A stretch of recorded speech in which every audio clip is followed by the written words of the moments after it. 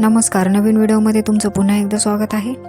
आज मी बनवलेला आहे आलू मटार आणि हे आलू कच्चेच आहे, त्याला बॉईल केलेलं नाही। कच्चे म्हणजे ते बॉईल न करता कट करायचं आहे, वरचं त्याचं साल काढून बारीक कट करायचं आहे, कारण त्याला वाफेवर शिजवायचं आहे। अजिबात पाणी मी वापरलेलं नाही त्याच्यामध्ये।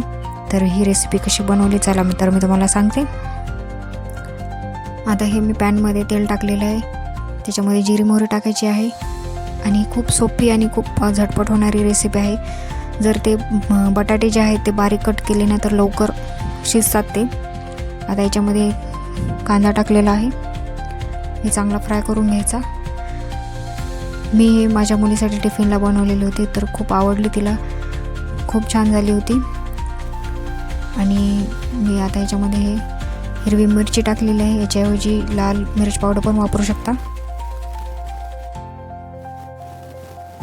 हिरवी मिरचीमुळे त्याला अजून वेगळी टेस्ट आलेली, म्हणजे छान आलेली आहे टेस्ट। अद्रक लसणची पेस्ट। आता ही मिरची चांगली फ्राय करून घ्यायची। सध्या मटारचा सीझन चालू आहे, त्याच्यामुळे अशा वेगवेगळ्या रेसिपीज पण चालू आहेत माझ्या। आता याच्यामध्ये मटार टाकलेलं आहे, हे पण चांगलं फ्राय करून घ्यायचं। हळद।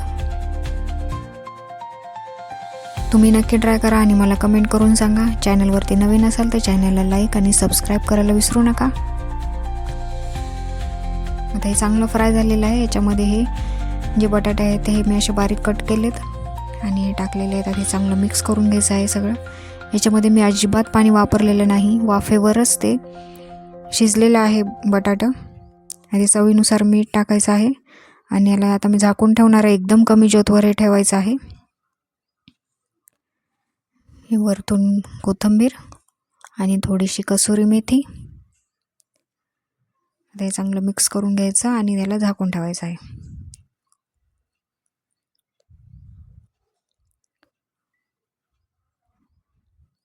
हे बघा, हे मस्त आता वाफलेलं आहे, शिजलं आहे। आता हे मस्तपैकी छान झालेलं आहे।